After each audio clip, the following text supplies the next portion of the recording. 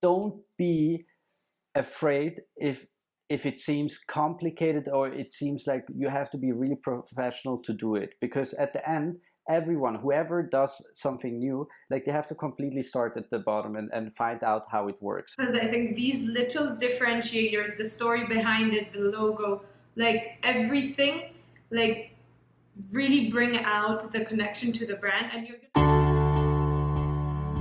Diary Talks with Micol and Andreas. Today, I want to talk about... No, it's perfect. Yes. Ready? Yeah. Okay. Hey guys! Welcome back to another episode of the Diary Talks. She's Micol. And you're Andreas.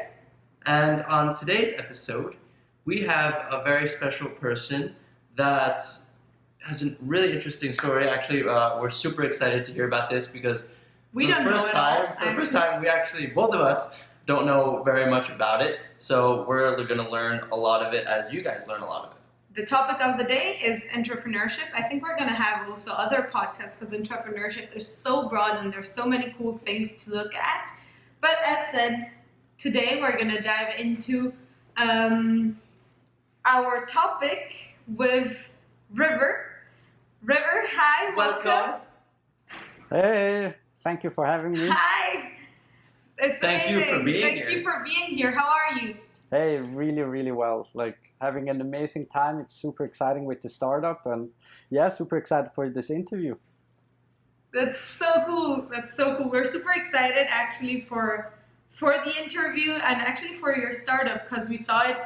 We saw the whole process at the beginning, but then we didn't follow up because Right. we're obviously not there. So Like I've seen updates on LinkedIn and stuff, so I was like really super excited to hear about it. But we'll dive more into it. Let's start from the beginning. yes. So River, tell us a bit about you. First of all, where are you right now? You have a super interesting background as well as a person. What is your age? Because that's also something super interesting to understand. So just tell us a bit about you, your background, and what you're doing currently. Definitely. So yeah, I'm River, 25 years old. I'm right now in Zurich. I'm also born and raised here in Zurich. So actually I was supposed to be right now in Lausanne, where we have our headquarter of our startup. But due to the Corona crisis, we managed to get an office here in Zurich, where we are like closer to the family and everything. So yeah, I'm 25, I'm an EHL student. I'm a little bit older, I think, than the other people at EHL. And that's due to, because when I was 18 and I finished high school, I immediately jumped into the nightlife and I was organizing nightclubs events for 4 or 5 years. And that went really well. Like I DJ'd a lot. I organized a bunch of parties with like flying in DJs from different countries and all that. That's so cool. And yeah, and that was also the moment when I realized that I really want to go to hospitality. And that's why I ended up at EHL, where I met you guys.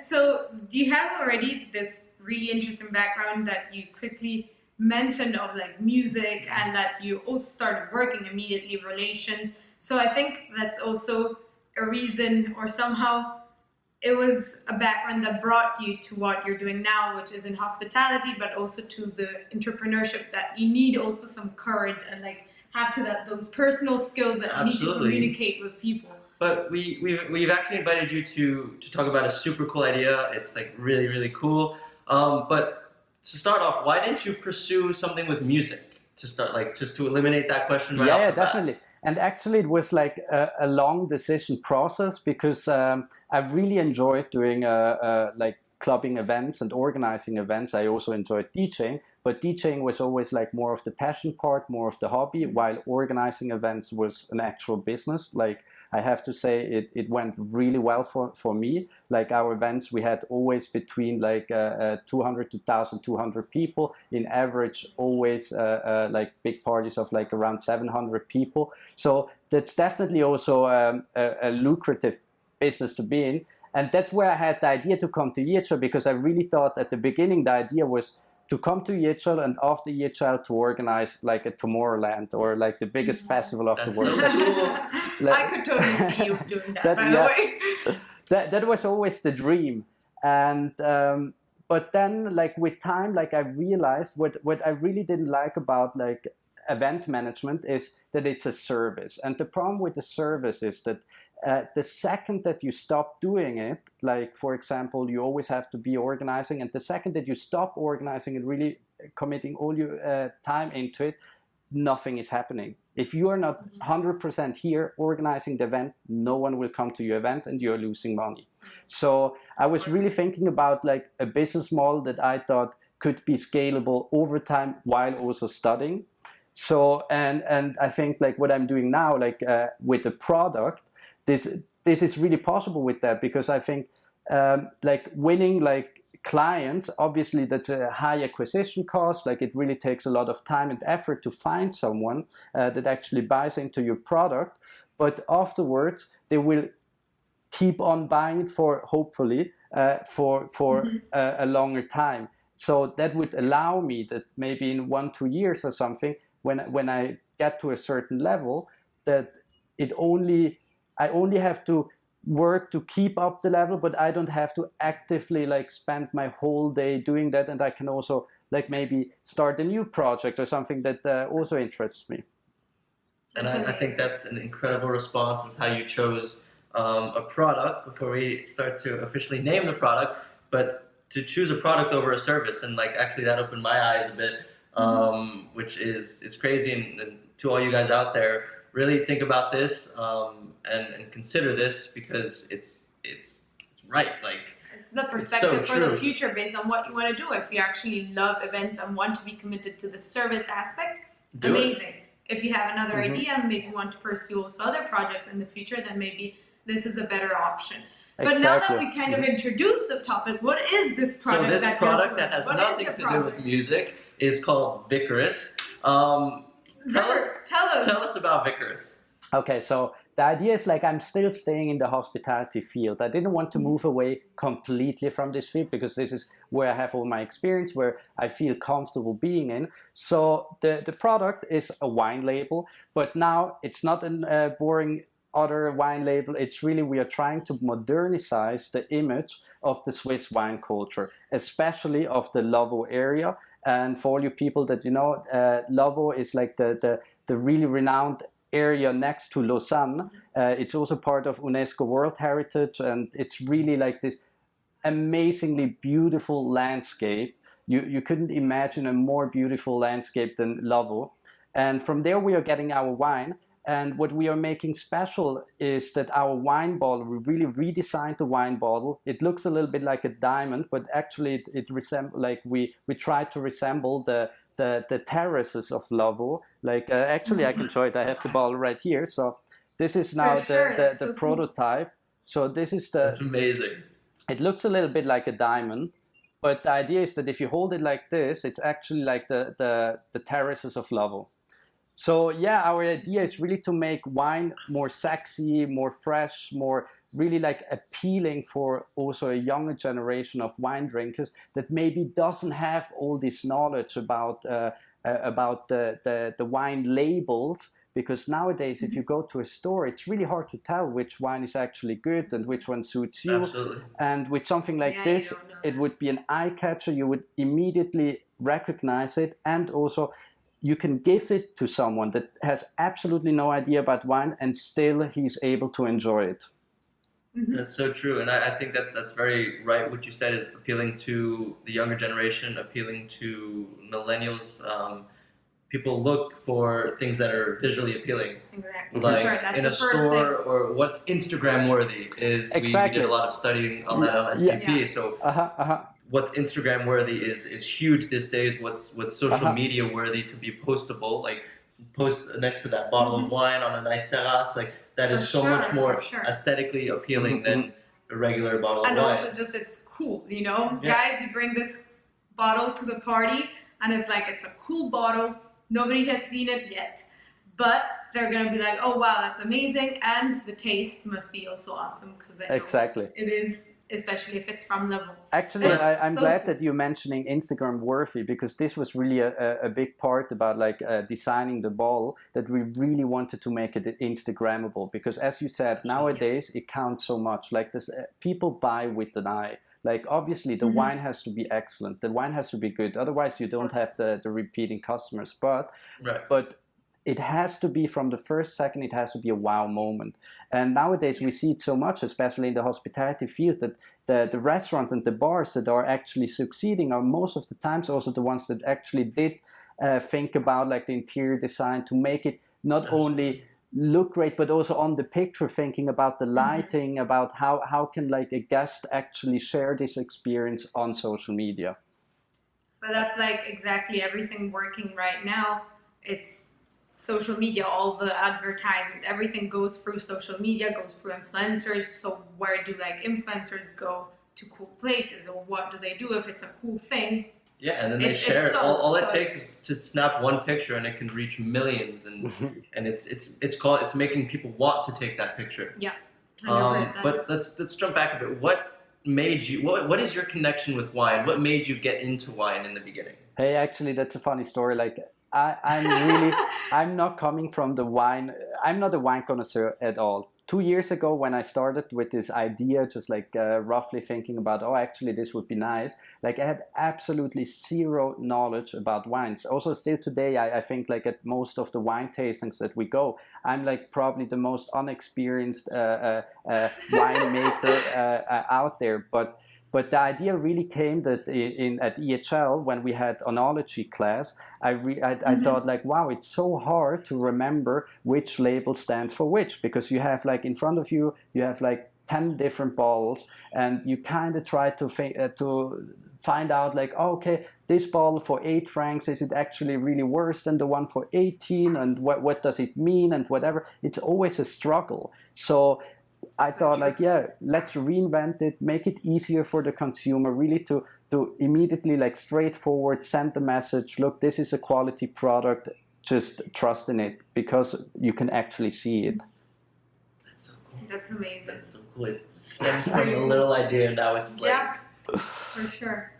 And so what's amazing is like you're a student from EHL, and am I correct, or just correct me if I'm wrong, you're the first one in EHL, I'll just explain this real quick.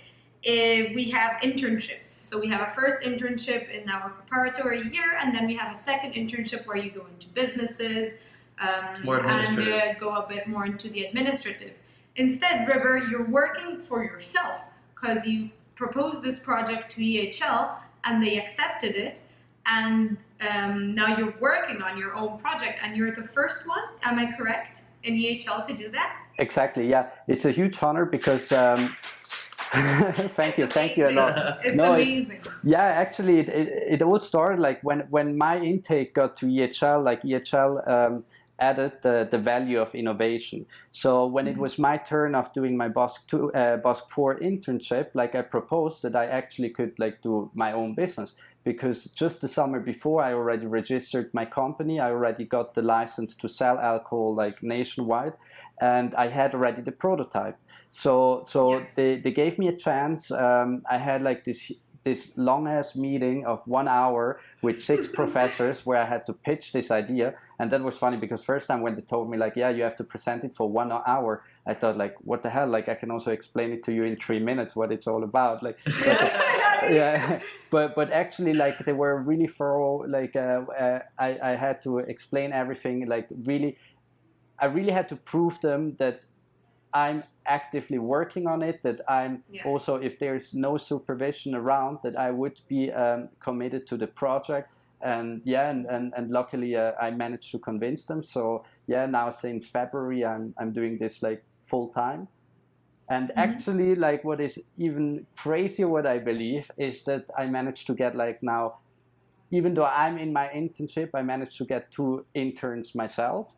So because it's even crazy, you know. Yeah, due to the whole Corona crisis and everybody losing their jobs, especially in the hospitality field, like I saw the opportunity to offer them an internship at Vikarus, and this was also accepted by EHL. So yeah, I'm also additionally now the first intern taking interns, which I think is Taking hilarious. interns. Yeah. Now, so these people, they're from Basque 4 as well. Exactly, yes. So there's like a girl, she's doing our marketing. So everything that you see that is social media related creates she. And she's super talented. If you have seen our Instagram, like we are having such a nice I wall see. with super stylistic pictures, super nice quotes that she gets and all that. And we really get a Yeah. lot of feedback through social media. It's like so important for Of us, course. you know.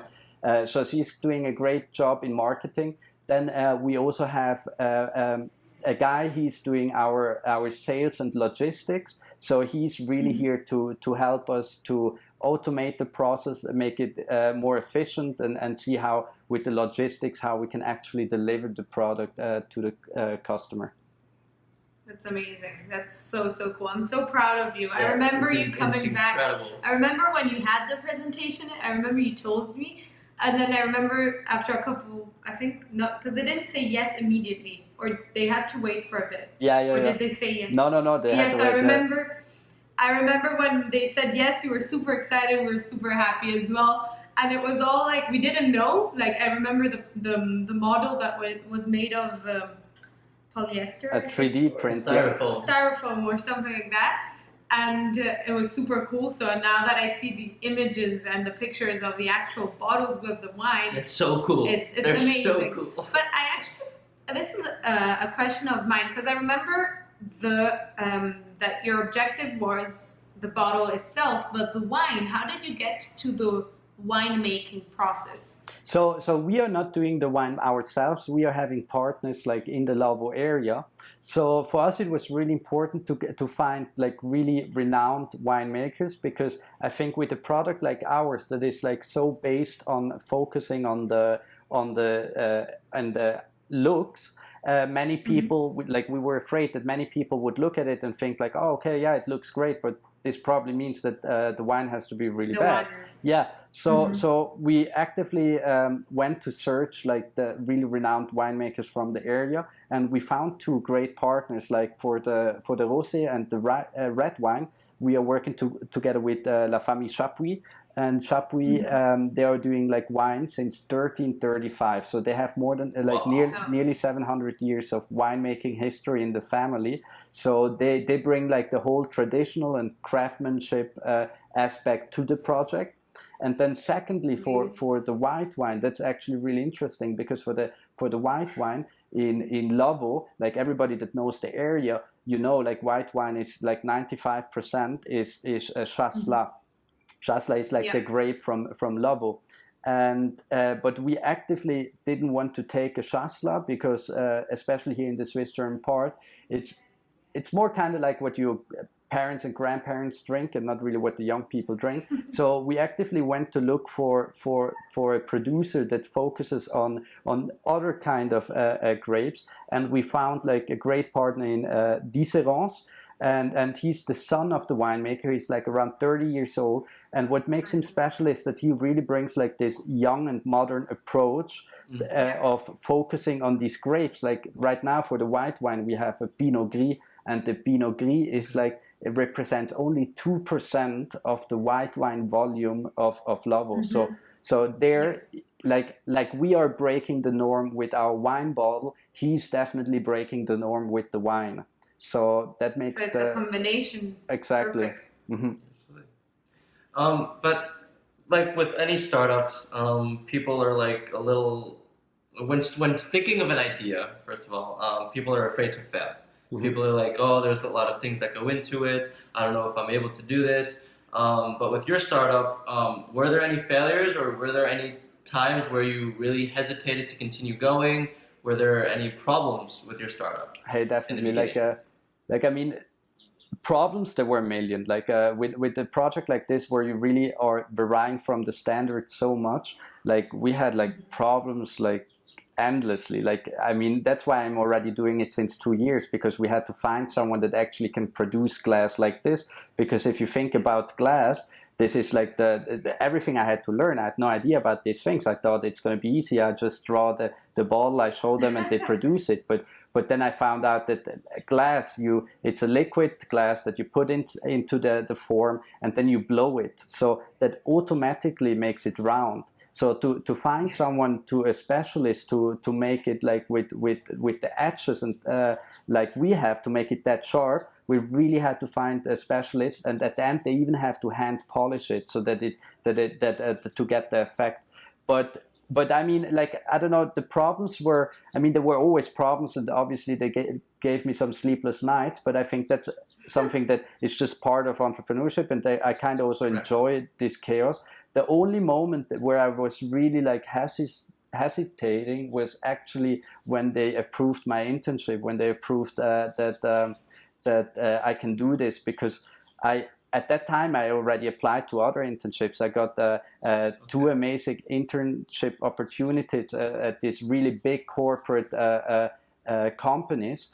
And that was really like for 2 weeks, like I nearly couldn't sleep and thinking about like, hey, am I really doing, like, am I missing an opportunity here? Like, I'm never in my life again, I'm going to go back and do a corporate internship. This train is going to leave, you know? So, but still there, it really helped a lot, like talking to friends and that they really had to show me and displaying me what other great opportunity it is, like to actually be able to just risk it and go for it. And this is also something that most probably I won't get again, like a half a year that I can just do it. And also, even if it would fail, would obviously we all hope that it's not going to happen. Yeah. Of course not. But I was actually curious about the glass making. Like, how long did it take you? How long, like, did it take for you to finalize an idea and be like, this is how I want my bottle to look? Because that must have taken a while. Yeah, and I definitely learned there a lot, because I think if I would have to recommend someone, like give him some advice about if he wants to create a product, is that I waited way too long to make it perfect. But the thing is that it's never going to be perfect. So I've been spending way too many hours with the designer, like a friend of me, to create this design. And at the end, I would send it to the manufacturing company, and they would always be like, hey, we cannot do this, like it's simply impossible. And then you have to go back and redesign it and whatever. This process took me nearly like a year, and really like a year, like every week working on it. So I think if I would recommend someone to do something like this, you should really just go already to the manufacturing. So go already to the final people, the one in charge, when you have only the idea. That's already enough. Like, have it on paper, have it like just like roughly designed. Obviously, you need to have something. It cannot be just nothing. But yeah. But be sure to go early enough and ask for advice. Ask how exactly the process is done, because you have to actively also learn about the production method, like as I had to learn about how exactly glass bottles are produced. So yeah, this is something I would recommend. So you might have not wasted, let's say, that much time, and maybe they would have suggested something as well, and it could have worked out a bit faster in the process. Now, you mentioned in the beginning that you're 25. Do you think age helped you? Or had an effect on you? The fact that you didn't have as much experience as a lot of people like that are in their 30s, 35s that come up with an idea all of a sudden. How do you think age played an effect? Or it probably helped you as you're searching out young methods, modern methods? Hey, honestly, a good question. Like, I don't really know. I feel like I'm really glad that this is not my first project, because as I organize a lot of events and I've been working a lot with people and always having to organize stuff, I was kind of used to it, or I got already some kind of work ethics from there. But I believe like age doesn't matter at all. Like you can do it if you're super young or old. Like it really doesn't matter at the end. It's just really you should be confident enough to just go for it and be able to communicate with the people, because this is most of the times the biggest problem, that people just think that they have to keep the idea for themselves, but really like an idea is worth nothing. Only the execution brings the gold. Like so really just go for it, talk with the people, find out as much as possible about the field, and then people will not judge you about your age at all. That's huge. I love the two lessons that you just taught us right now in this brief answer. It's like age is just a number, which is something that we actually mentioned in a previous podcast, and it's so true. And you just proved it even more. And also the fact, just an idea is nothing if you don't share it and make it happen. So this is also something else, and it's the basis, I think, of entrepreneurship in general. Like if you don't. Okay, I have so many cool ideas, amazing, but if you don't make something out of them, then they're worth nothing. I think people are just scared about people stealing their ideas. I think that's one reason why people don't share as much as they should. Yeah, like, what do you think about that, River? So like we hear it so often, and it was often like at this. I went to a lot of these entrepreneurial events, and this question always comes up: like, should we sign an NDA? You know, like a non-disclosure agreement. And the thing is really like. That with the time you really realize that you can tell everyone about your idea because no one out there has the energy like you and nobody has the passion for it. Let's say if you have this amazing idea, something related with dancing, even if I see a business potential in it, I will never be the person that can do it better than you because you have the passion, you have thought about it already like 100 hours about it. Like it's never going to be able, and if it's really an idea that is so easable that somebody so easily can copy, then maybe it's not really the idea that you should pursue. That's so true. True. With startups, as we mentioned, we actually took an entrepreneurship class in our last year of VHL. We went over how to acquire funds.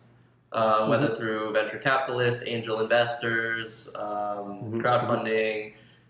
How did you acquire investment funds? Yeah, I think I'm here on the lucky side because of the story that I've been organizing events. So since I started with organizing events since 16, and my parents always told me, which I'm really blessed, that they said whatever I do with that kind of work, that I can keep it for the side for a future project. So I always worked since 16 up to like 22, 23, and it really went well. Like it was actually a big business. Like I would be pursuing it still if I wouldn't have now this bigger picture in mind. But obviously this also gives me a lot of like this financial freedom.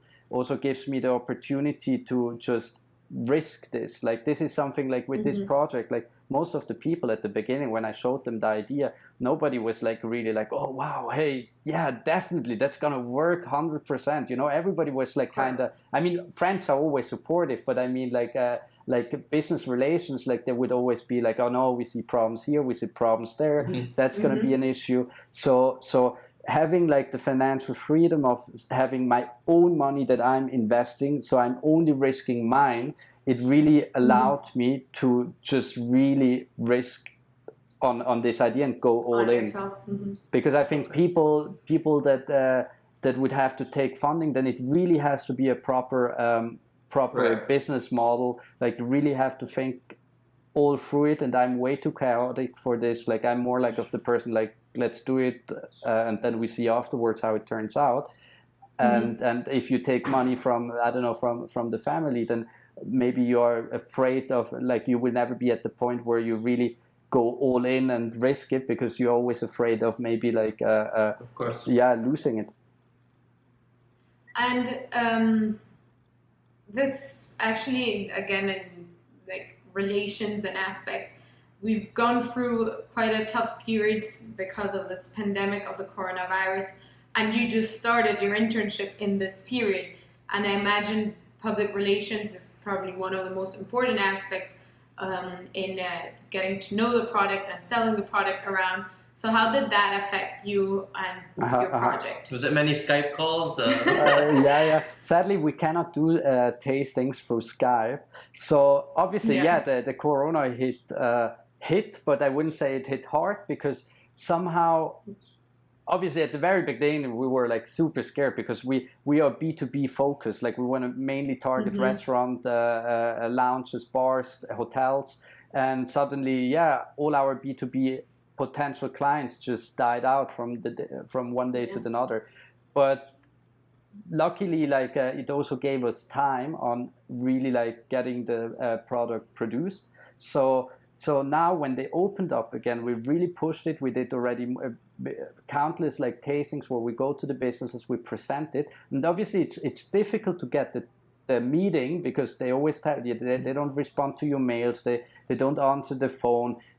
If you get them on the phone, they tell you it's really difficult at the moment, whatever. But we really like insisted there to actually go in and to meet them by telling them that this is not the average wine that they will see. So and funnily, like we really have like a really good closing ratio. Like so far, only like one business. Like we met already. We are already in 10 restaurants, and everything happened like the last 4 weeks.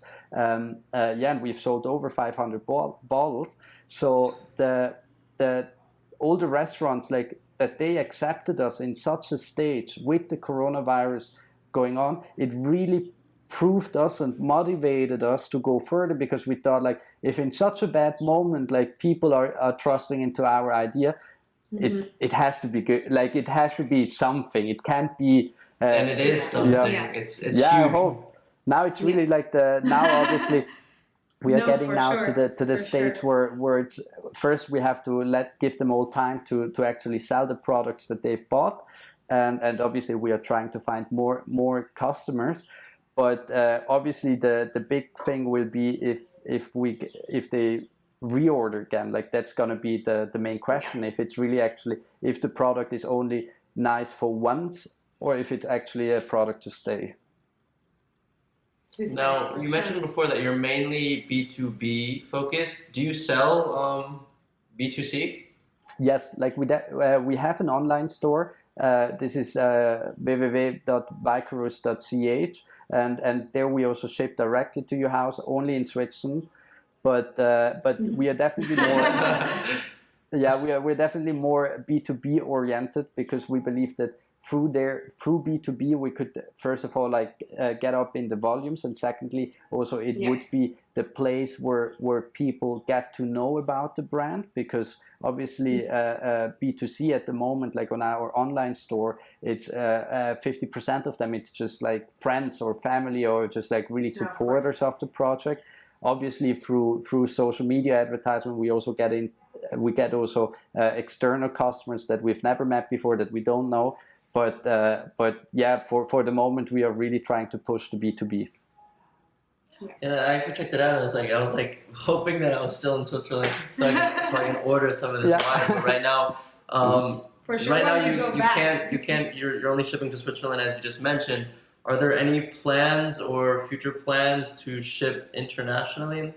Hey, we would love to, but the only issue with the shipping is that for such low quantities, I mean, let's say you would like to order like 2 balls, 3 balls. So okay, the balls will cost so much, and then the shipping will be like nearly the double of the ball, and that doesn't make sense. So the only way to get to this point would be if we once proved it in Switzerland, let's say after 1 year, that actually people are reordering, it's becoming like a little bit of a trend, or people like it, we could actually think about like getting distributors in other countries which buy in volume and then they resell it. So that would be the only way. Yeah.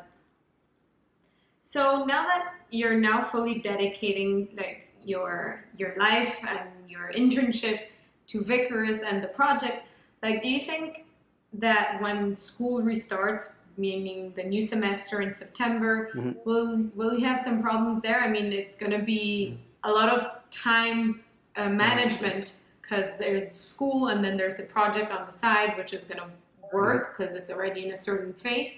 How are you going to handle that, or did you think about that? Yeah, definitely. No, it's a big thing. Like I definitely want to like I'm going to continue, and the thing is like when I started with the whole thing, I also did it next to school. So I'm completely willing to do more than 100%. You know, like if school is 100%, I don't mind to do the double with those Vikarus. So.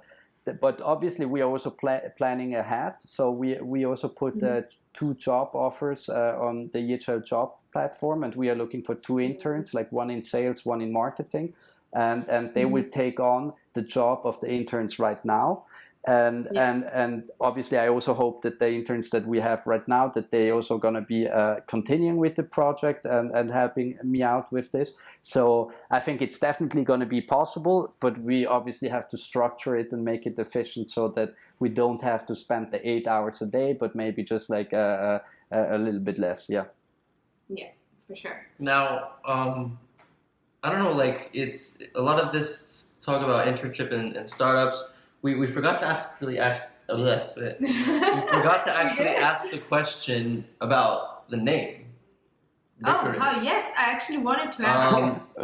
Why? Yeah, because that's huge. For the first question we should have asked. Why? Well, every time I kept hearing it, I'm like, we haven't asked him why Vikarus. Yeah. So why the name Vikarus? So by the way, this is like the back, like this is the Vikarus. So the name is made out of like V for vin, like wine. And then it comes, the Icarus is from the Greek mythology. And that's like the story of the guy that flew too close to the sun. So actually it's quite a tragic story. Like he died, he did fly too close to the sun.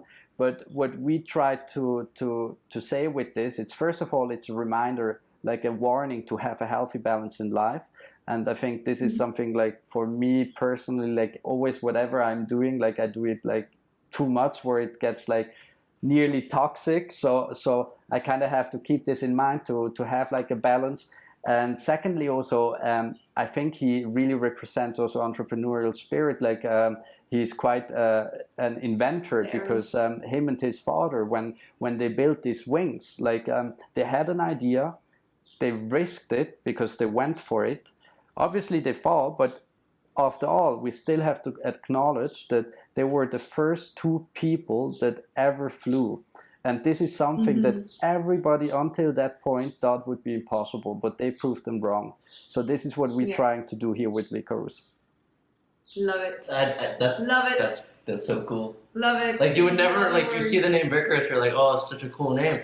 You would never think that it's connected to Icarus, the Greek mythology. I mean, I connected it because in Italy you study a lot I did study like, Greek mythology. But then I think it's more subconscious. Also the image that you have, the logo, like everything. It's just, I love it. I think it's really cool. And when you explain it, I think you should explain it as well. I don't know on your Instagram, but like also like the name of it. Why is the name?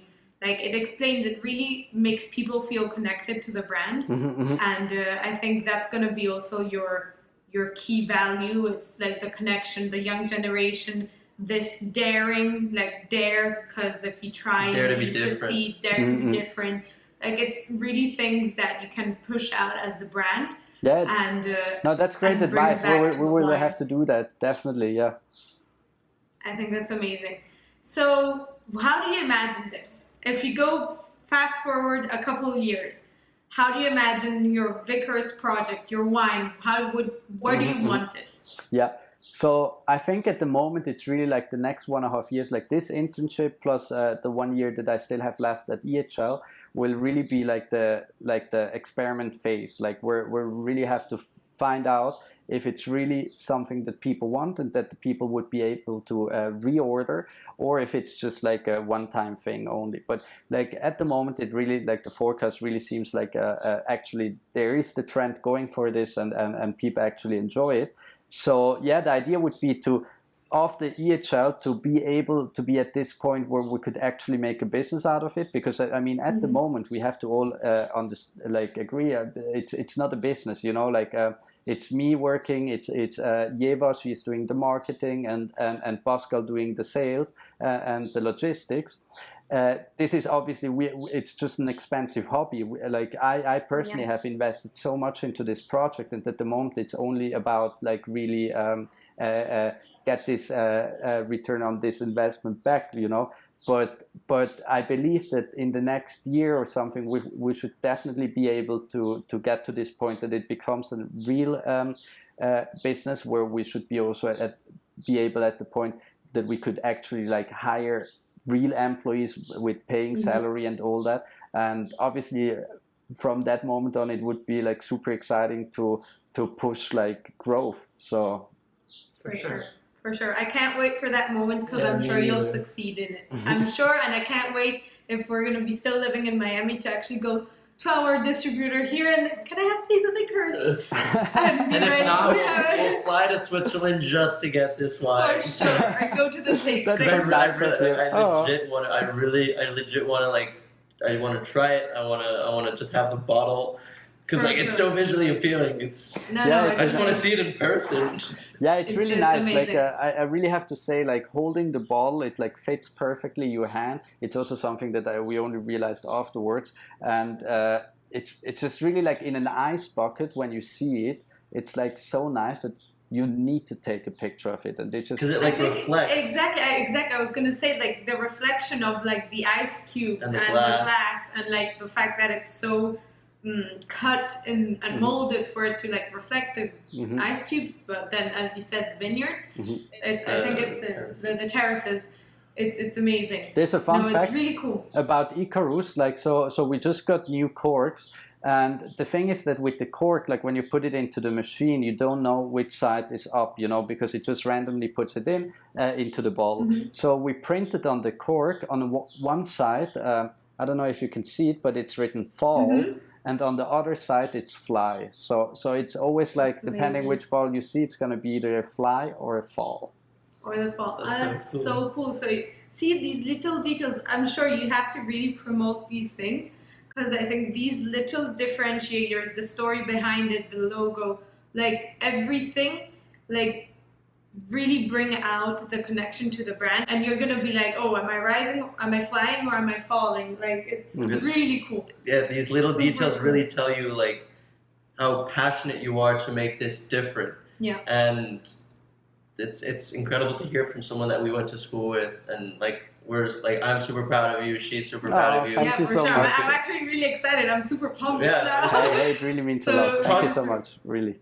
Talking about future plans, I just had a quick question. Would you ever dive into the sparkling wine category? Hey, yeah, a actually at weird the very question. beginning, I would have loved to start with sparkling wine, but the thing is that the production method, it's really difficult. It's something that I really have no idea how it works. Secondly, also for me, it was really important to support local production. So that's why we are choosing Lavo, because Lavo is so traditional. It's so old fashioned that I think it really brings value to the area that we are here, this young startup, we are entrepreneurs that we really want to modernize this image, and I think at some point this will really also bring value to the whole region itself. So obviously sparkling wine would have been great, but most of the times Prosecco and champagne and all that would be French, or in Italy you also have a great spumante or something like this, but in Switzerland it's not really a thing yet. So Yeah. Makes sense. That's an interesting question. I had not thought about No, that. because me personally speaking, I prefer drinking sparkling wine. Really? Most of the Okay. time. So I was curious. I was okay, would it ever? Yeah, happen? sure. So, No, but it's cool. It's interesting. So before concluding, River, this is a bit of a surprise. We have a little quiz for you that we like to do sometimes. But it's not it's hard because it's not that. you have no clue. Yeah, I what don't it's- think I don't think anyone would ever know these No. answers just off their head. So it's more of a guessing. But it's a fun quiz. fact. It's a fun Okay. fact. It's a fun Great, fact. great, So great. Andreas, I'll leave it to you. So based on the show Shark Tank, which is a show that is televised here in the US, big fan. I'm not sure if it's actually televised in other countries. I'm not sure, but tell what it It's is. a television show about entrepreneurs that pitch their idea to 5 celebrity investors, all big names in the entrepreneurship industry who have turned their dreams into lucrative empires. Mark Cuban, Kevin O'Leary, Barbara Corcoran, or something like that. I don't know all the names. I don't know the name. Mark Cuban is actually the president of the Dallas Mavericks, the NBA team, and he's the one with the highest net worth. Just another fact. Now, after researching the biggest deals, we've come to know that some deals actually fall apart after taping. So based on this show, what was the biggest deal made by a single investor on the show? Was it A, $5 million for 50% equity, B, $3 million for 25% equity, C, 2.5 million for 10% equity, or D, 2 million for 20% equity? So River, it's to you. Yeah. I think it's D, because 2 million for 20% equity, like 2 million investment is already huge. And usually I'm watching these and they're usually more in the 100,000s than in the millions. So you're locked in with D? Yeah. The actual answer is C. 2.5 million. Okay, but close.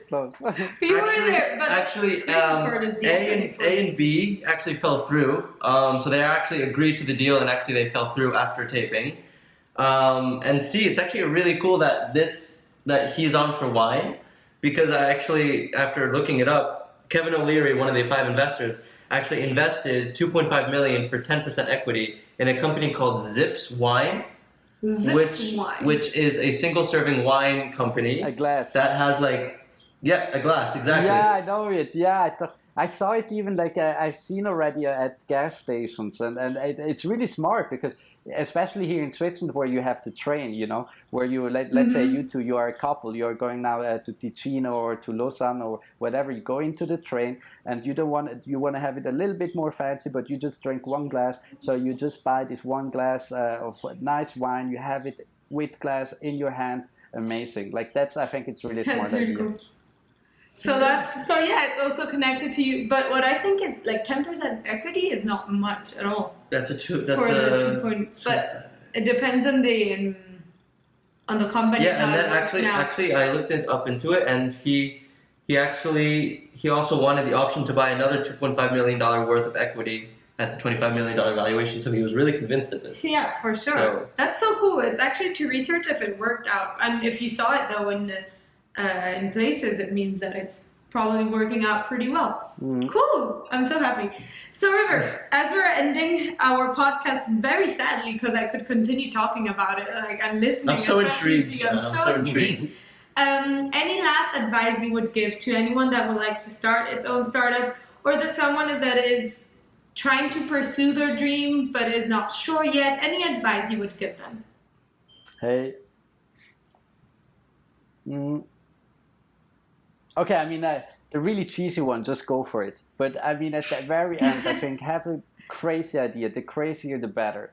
Then really don't be afraid if it seems complicated or it seems like you have to be really professional to do it. Because at the end, everyone, whoever does something new, they have to completely start at the bottom and find out how it works. So just because you think oh wow, hey, I don't know much about this industry, or I've never done something like this, it doesn't mean that you cannot find out. And everybody is always willing to talk to you. I'm so surprised how nice people are, that if you come with questions, they always take the time to explain it to you. So be brave enough, be loud enough, scream out your idea, let everybody in your surrounding know what you're working on, so that if it actually becomes something, you have already a community that supports you.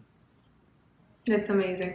And on the point that you just said, how people are willing to listen, it's something that I find also here in what I'm working currently right now with brands and talents agencies and the biggest ones we're talking to, and you're just hi, and they start talking to you, and you propose any project you have, that it could work or it could not. But if you never do it, you never know. If you never ask, you never know. So that's just go ask, and the worst thing that could happen is just, sorry, we're not interested. But at least you tried.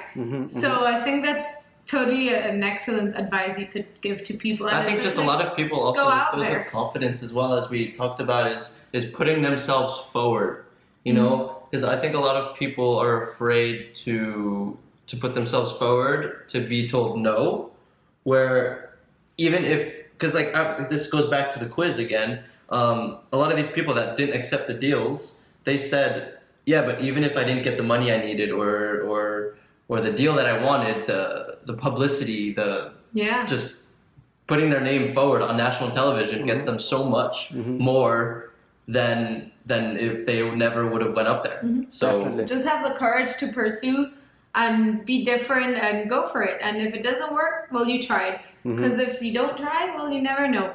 I think And what River. I said before, you'll never fail, because if you fail, I don't know what I said before. What I did said you once say? before, I was like, you'll never fail, because if I don't remember. We'll remember. put It it was underneath it. Yeah, it was. In the Yeah, I'll put it description. in the right here. What I'm thinking in here, because it's not coming out, guys. I'm sorry.